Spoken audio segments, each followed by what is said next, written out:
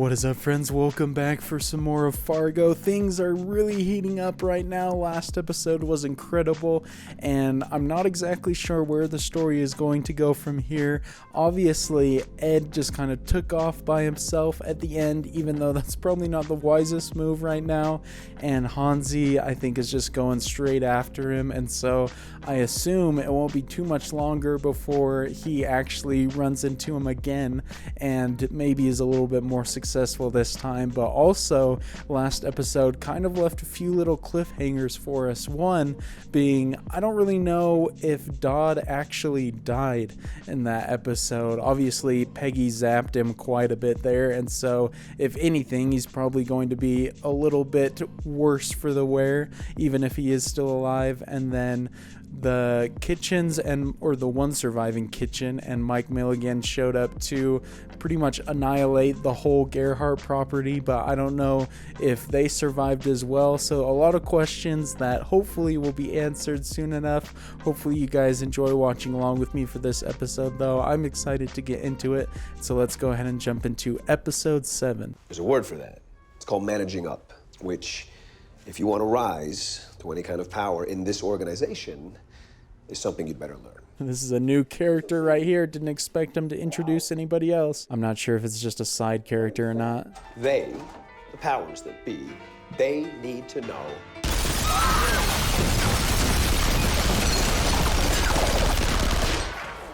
Oh my gosh, dude. What a freaking opening shot, man. We are off to an explosive start. That's wild, man. It looked like Bear was the one on the left right there. I'm not 100% sure, though.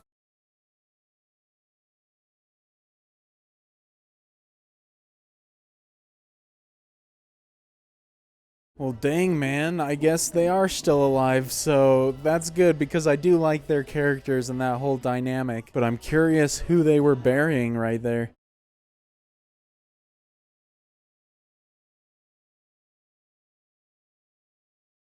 Oh, I see. It's just Rye's body that they're finally burying as well as Otto. We got ups and downs. Tell me.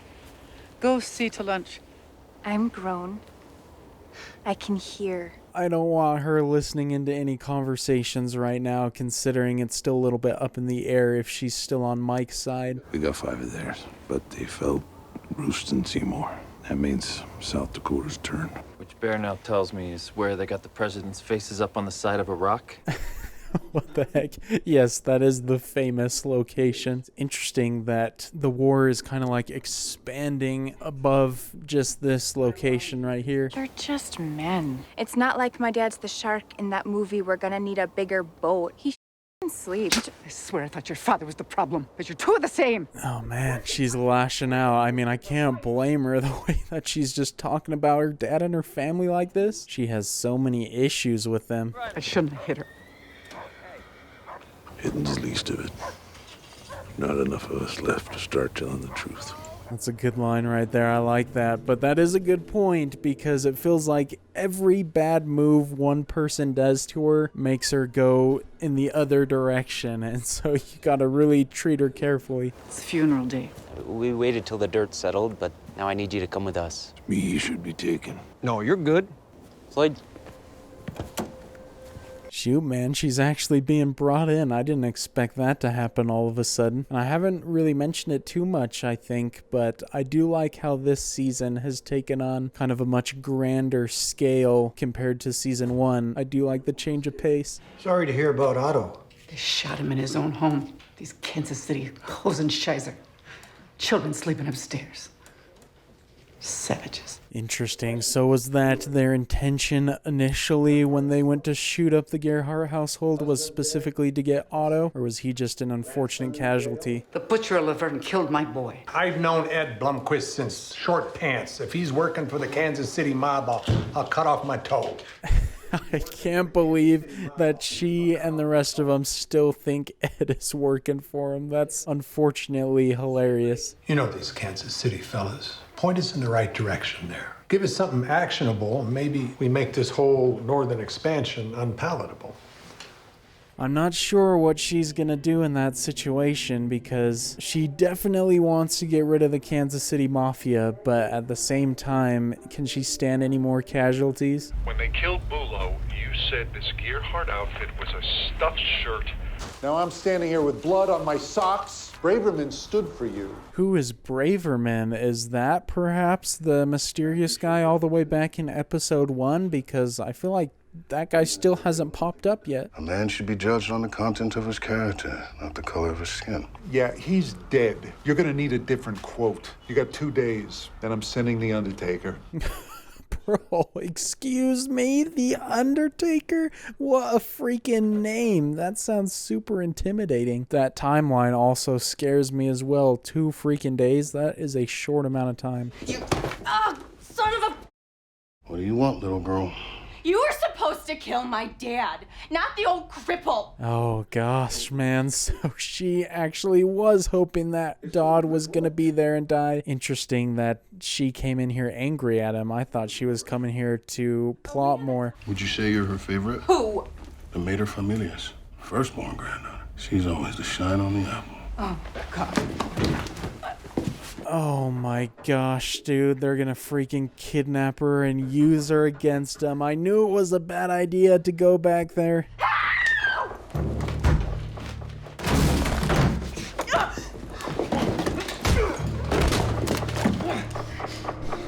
Yo, okay, Lou coming to save the day. Wait, don't tell me that that was planned, that she was actually working with the cops. That would be a wild turn of events that I didn't see coming. Could have just been good timing, though.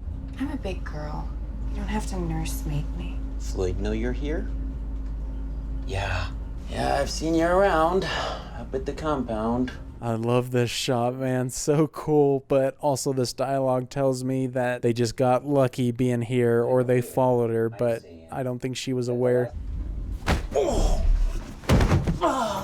if I'm going to the noose, I'm going. But I'm done lying down for men. Freaking Ben, man. Always getting himself into rough situations. Lou can only be so many places at once, and I feel like it was a smart move for him to still be with Mike. Hey, I was at a read, so I bought a dime bag from Packy. You know, with the, You're not getting out of this one, Simone. She is gonna have a lot of questions to answer. Not safe around here for us. No one tells me nothing. Look, I can escort you to other places. Come on, I'll give you a ride. Got my car. Ricky will drive it back. I love how calm they are in this moment, too. They don't need to be yelling to make the situation unsettling, that's for sure. I think her reign as informant is ended. We're not meant to have more than we can handle. So this need for conquest, trying to own things that aren't meant to be owned. Like people? That's an example. Love this dialogue. This is so cool to see these two going at each other in dialogue finally. Lou's definitely capable in conversation just like Mike is. Sometimes the answer is so obvious you can't see it because you're looking too hard. See, we can't leave because we're the future, and they're the past. Love those lines, man. That is some great stuff right there. I wonder if that means anything else that I don't realize as far as the answer being obvious. How come you don't ask about Charlie? Well, we should, visit. Except maybe Dodd. Dad. What? His name's not Dad to you, it's Dad. Laying down the law. Is he becoming the parent that Dodd needed to be all of a sudden? He's definitely the most traditional of all the brothers. Just telling you what he is to you. What's he to you?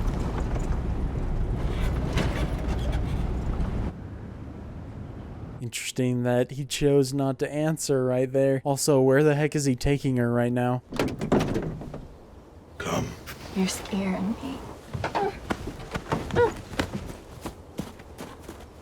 He's not gonna, kill her or something, is he? I mean, they're out here in the middle of nowhere. Nothing good could happen. Took my boy. Walked him right out the door. That's what your dad is to me. It wasn't against you. I didn't mean. Doesn't matter what you mean. It's what you do. Oh, shoot, dude. He knows. And it also answers the question she asked before of what Dodd is to him. He's just an enemy now. So I guess by association, she is also an enemy. I can help. They trust me. I don't know, I could give them information. Fake information. Now she's just trying all she can to stay alive. I don't know if her life is in danger, but I mean, I'm definitely worried. And someone who's already double-crossed, you can't really trust again. Grandma wanted to negotiate, but Dad wouldn't let her. He made it where he's a snake, like you said, a rat. He took Charlie, not me. I don't know if she actually is meaning what she's saying right now, or if she's just trying to appeal to Bear specifically. What was I supposed to do? Kneel down now. Bro, what a gorgeous shot. My goodness, this is such a good setting, such a peaceful setting, but such dark circumstances. We're family. None of us are family anymore. Please. Please. Man, this is such a crazy scene. The acting is insane. I love that there's just no music. It's silence besides their voices and the ambience. You don't have to. Hush now. It's already done. Dang, bro, what a scene. That's very interesting that they chose to kind of dissolve and cut away before hearing the shot or anything. I assume he actually killed her, though. Bear is not sitting in the sidelines anymore. Guy called for you again. Says he knows Dad. What did you say? I told him you were out. There's no Dad. Not anymore. He calls back this guy. You tell me to sell it someplace else. He's gone full intimidation mode now. He has just completely replaced Dodd as the big guy on campus. I'm curious now who that guy is that keeps calling, because they haven't given a name. Looks like Floyd's gonna flip. Yeah? Yeah, took some doing, but we convinced her the only way this thing was gonna end up in the win column was if she puts us in the game. Holy cow, I did not see that coming. That is an amazing development right there. That's big time. I don't know how well it's gonna go down, though. Kansas City runs most of their dope through an outfit called Legit Trucking. My information is they hide it in the tires. Love the half dissolve there. That is so cool. That is a ton of people, though, that Mike is speaking to. They are loading up. They store their gack in 2 different places. Also, I hear they got weapons stashed on the roof. What the heck, man? She's got a little bit of a smile right now. Maybe she is still playing a game with them. I wouldn't be surprised, because it does feel like it was pretty easy that she gave up some information. Also interesting that the information she told was just about drug locations and stuff like that. I thought it was going to be more about what the Gerhardts are doing. Hello. The undertaker's coming. You're done. Surely not, though, right? He's not just going to disappear from the picture all of a sudden, but also I'm excited to see who the heck the Undertaker is. Such an ominous name, and they've been building it up. Get word to Hansi, tell him to come in. And find Dad. Oh. Don't care how. War's almost won. Gotta finish him while they're reeling. This is just a chess game that everybody's playing with each other, and they're all smart. Indians shot 2 troopers in South Dakota. Where? Sioux Falls. Witness said the Indian shot up a bar and that he was looking for a young couple. Oh gosh, man, there's Sioux Falls again. I feel like that's gonna become more major. Obviously, they keep mentioning it a lot in this show. Usually where the Indian goes, Dodds are. We just promised to give the Gerhardts a free pass. You better run it by the captain. That's all I'm saying. You're a cop. You know that, right? Oh my gosh, dude. Yes, Lou roasts this man. He totally is bad at his job. Ben has absolutely nothing on Lou's abilities. Stop it. I'm fine. I feel fine. Good. Oh man, Betsy is just trying to be as independent as possible right now, but I am glad that Carl's there just in case, because if anyone shows up, 2v1 is always better. He's supposed to marry my sister, you know. She used to say, I'm gonna marry that boy someday. But then there was Vietnam, and she never was very good at waiting. So he got me, the dad. Hey, no way, man. She seems pretty awesome to me. I wouldn't sell herself short like that. You look after them, right? You got the new pills. Xanadu. No. They gave me the sugar ones. No. Oh, that's heartbreaking. I thought she was certain that she got the actual pills last time. That's so sad, man. This is such a somber scene right here. But again, another incredible dialogue scene in this episode. Snowball. I don't like what's happening right now, though, with the filmmaking. The fact that it's so quiet and the house is, like, so silent, something bad might happen.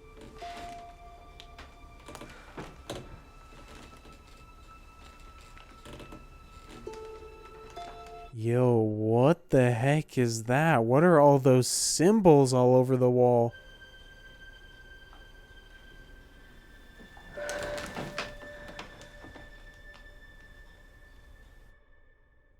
What does that mean, man? I mean, the editing was all insane, just cutting around super fast. I'm not 100% sure what I'm supposed to take from that. It doesn't look like any sort of normal police work, though, so I'm a little bit worried. Well, what is it, kid? Spit it out. You're Indian. He's on the phone. Hansi says he found Dad. That's interesting. Why would Hansi call saying he's found Dodd if Dodd is alive? Because I feel like Dodd would just call himself at that point, right? He's got to be worse off than being able to speak normally in that case.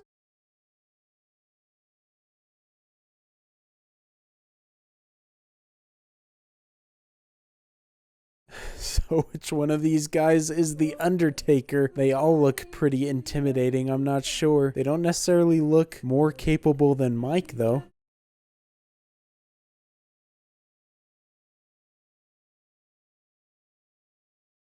Wait a second, man. He's like checking his pockets. Is he checking for a gun? Are they actually here to kill Mike? I thought he was just going to be off the team or something. But the way he's looking at himself in the mirror as well makes me think he's like prepared to die. Where's this eggplant that can't stop in the bed?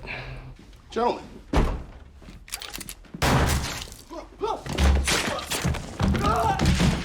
Whoa, my gosh, they just annihilated him in a split second. That was so cool the way they filmed that. I didn't think Mike was going out. Hello? Mike Milligan? Yes. Today's your lucky day. I've got Dodd Gerhardt in the trunk of my car. You want him? What the heck, dude? Ed is back in the picture now, and he's got Dodd. Does that mean Dodd is dead, or he's just captured? I was wondering when he was gonna show up again. It'd been almost a whole episode. Holy crap, dude. This season is getting so dang good with the past 3 episodes now. I've been just loving it. I have so many questions though. How the heck did Ed manage to get Mike's number? I mean, I have the thought, I think it's wrong though, because they had been mentioning so many times like, oh, Ed is working for the Kansas City Mafia, but I was always like, no, that's ridiculous. He is not. But what a twist that would be if he actually was. I think he somehow just managed to get the number, but I guess we'll find out soon enough. Also, I really want to know what the heck all those symbols were hung up around Hank's house. Maybe that's some sort of connection with all the UFO stuff that we were seeing in the first couple of episodes, because I threw my theory out there, but we never really got a true answer about what the connection was. And it was cutting around so much that I couldn't really tell what was written on them. The only thing I saw was, I believe there was like a picture of Molly maybe, and the symbol next to it said like child. I love the way though that these episodes move, but they also insert things like that make you want to immediately go into the next one just to see what happens. But man, hard to believe only 3 episodes left, but that's still a lot of time, so I feel like we're gonna have some pretty major developments before this season is over, so I'm excited. I am so impressed with all the technical prowess of the creators of this show and the team team behind it. It is just astonishing how much every single frame basically looks like a well done painting, just an extremely well composed shot. Every time the camera moves are all done perfectly. They all enhance the story. Nothing feels gimmicky or anything like that. Even the split screens, which they use a lot in various ways, I feel like always serves a purpose and isn't just there for creativity's sake, which obviously it is appreciated how creative they get, but I just love the craft behind it.